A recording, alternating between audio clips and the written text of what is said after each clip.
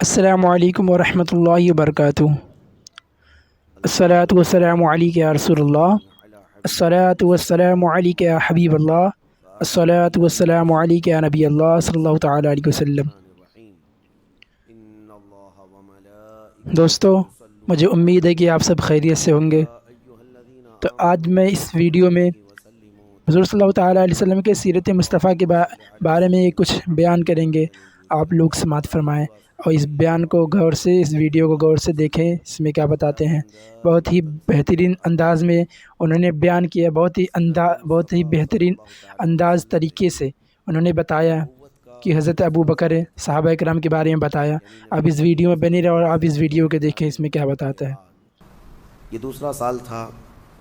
جیسے کہ کل کی سیرت کے درس میں بیان میں نے عرض کیا تھا کہ مکہ والوں کی شدت بڑھ گئی تھی،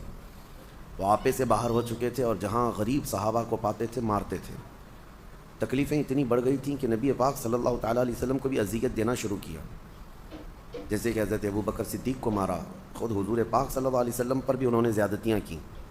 لیکن یہ تھا کہ کسی بھی صورت میں حضور کی تبلیغ رکتی نہیں تھی، انہوں نے ہر ہتھ کنڈا اپنایا، لیکن نبی پاک صلی اللہ تعالیٰ علیہ وسلم خاموش نہیں رہتے، پھر تبلیغ جاری ہی رہتی، چاہے وہ کسی کے گھر کے اندر ہو یا کسی قبیلے کے اندر ہو، یا کوئی قافلہ آ جائے تو اس کے اندر حضور کی دعوت دین جاری تھی۔ پھر مکہ کے تمام جہلہ جتنے تھے، سرداران قریش بھی تھے، سبوں نے حرم میں بیٹھ کر کے ایک مشورہ کیا کہ آخر کیا بات ہے کہ ہمارے اتنے مارنے کے بعد، تکلیف دینے کے بعد ان کی تبلیغ رکتی کیوں نہیں ہے، یہ روکتے کیوں نہیں اپنے آپ کو، ڈر کے مارے اپنے آپ کو سرنڈر کرنا چاہیے یا بیک لے لینا چاہیے۔ سبوں کے دماغ میں یہ بات چل رہی تھی، شاید محمد صلی اللہ علیہ وسلم مکہ کی سرداری چاہتے ہیں،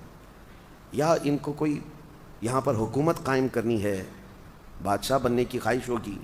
ایسا کچھ مسئلہ ہوگا۔ تو سبوں نے طے کر کے ان میں سے ایک جو شخص تھا عتبہ بن ربیعہ، اس کو اپنا وکیل بنایا اور کہا کسی طرح محمد کے قریب ہو جاؤ اور ان کے دل میں موجود بات معلوم کر لو کہ آخر وہ کیوں اس قدر اس نئے دین کے لیے کمر بستہ ہیں۔ عتبہ بن ربیع آیا، حضور پاک صلی اللہ تعالیٰ علیہ وسلم کو تنہائی میں لے کر کے گیا اور بڑی میٹھی چپڑی باتیں کرنے لگا کہ محمد دل کھول کر کے ایک بار میرے پاس بیان کر دو کہ تم مکہ کی سرداری چاہتے ہو،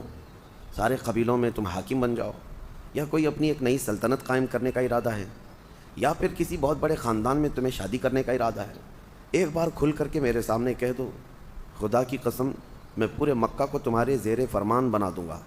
سارے لوگوں کو تمہارا تابع کر دوں گا، بس تم یہ نئے دین والا جو مسئلہ ہے اس کو روک دو،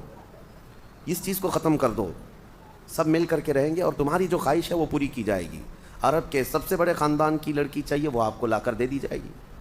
نبی پاک صلی اللہ تعالیٰ علیہ وسلم نے عتبہ بن ربیعہ کے جواب میں قرآن کی آیتیں پڑھنا شروع فرمایا۔ جب قرآن اتر رہا تھا،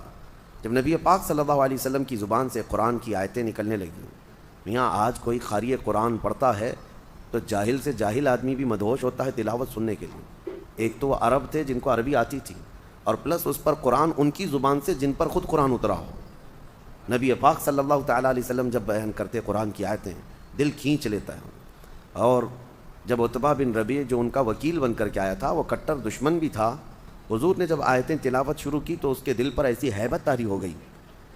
بہت زیادہ اس کا دل خوف سے لرزنے لگا اور اس کے جسم کے اندر کپکپی طاری ہوئی۔ اس نے مجبوراً کہا کہ محمد اپنا ایک کلام روک دو، ورنہ یہ ساری چیزیں میں کنٹرول سے باہر ہو رہا ہوں، میں بے قابو ہو رہا ہوں یہ کلام کی جاذبیت سن کر کے۔ وہ آیا تھا منانے کے لیے اور پھر اس کے بعد واپس لوٹا، اور جتنے وہاں پر بڑے بڑے روسا تھے سب کو جمع کر کے کہا، واللہ محمد کے پاس نہ کوئی شعر ہے، نہ کوئی جادو ہے، نہ کوئی کہانی ہے، ان کی زبان سے جو الفاظ نکلتے ہیں اس میں غضب کی تاثیر ہے۔ تو سارے لوگ کھڑے ہو گئے اور کہا، عتبہ تجھ پر بھی تو جادو نہیں چل گیا، تجھے ہم نے کس کام کے لیے بھیجا تھا اور تو وہاں سے متاثر ہو کر کے آیا؟ عتبہ نے کہا، میری بات سننا ہے تو سن لو، میرا مشورہ یہ ہے کہ محمد صلی اللہ علیہ وسلم کو اپنے حال پر چھوڑ دو، اگر ان کا یہ کلام اور ان کی یہ دعوت پورے عرب میں بھاری ہو گئی تو حصہ تو ہمارا ہی ہوگا، قریش کی ہی عزت بڑھے گی، قریش کی عزت بڑھے گی، ہمارے خاندان کے ہیں محمد صلی اللہ علیہ وسلم، اور اگر وہ پورے عرب کو قابو نہ کر سکے تو عرب خود ہی انہیں مار ڈالیں گے۔ تم کیوں یہ روز روز کے جھگڑے اور یہ روز روز کی موب لنچنگ، کسی کو پکڑنا مارنا، یہ سب کیوں کرتے ہو؟ چھوڑ دو ان کو اپنے حال پر۔ لیکن مکہ والے اس کا مشورہ نہیں تسلیم کیے۔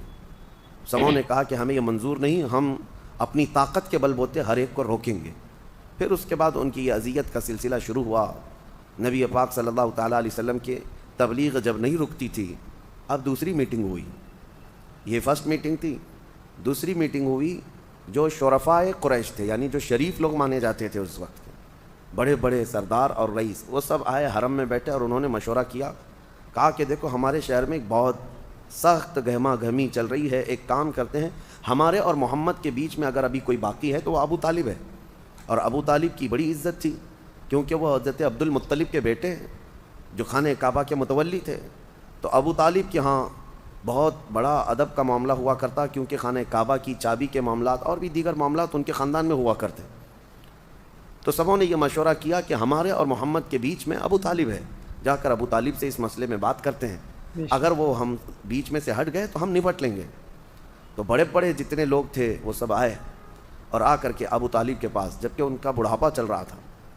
जनाब अबू तालिब के पास आकर कहने लगे, हम सिर्फ आपकी इज़्ज़त का ख्याल करते हैं, आपके बुढ़ापे का एहतराम करते हैं, और आप मोहम्मद सल्लल्लाहु अलैहि वसल्लम की कफ़ालत अभी तक कर रहे हैं, आप उनकी हिमायत में हैं, और आप देख नहीं रहे हैं कि मामलात कितने गर्म होते जा रहे हैं। रोज़ाना कोई ना कोई हमारे घरों से जाता है और इस्लाम कबूल करता है, और हमारे घरों में एक अजीब सी कशमकश है। तो जनाब अबू तालिब को उन्होंने धमकी आमेज़ जुमलों में भी कहा कि अब हमारी तलवारें आपके और आपके भतीजे के ख़िलाफ़ उठने को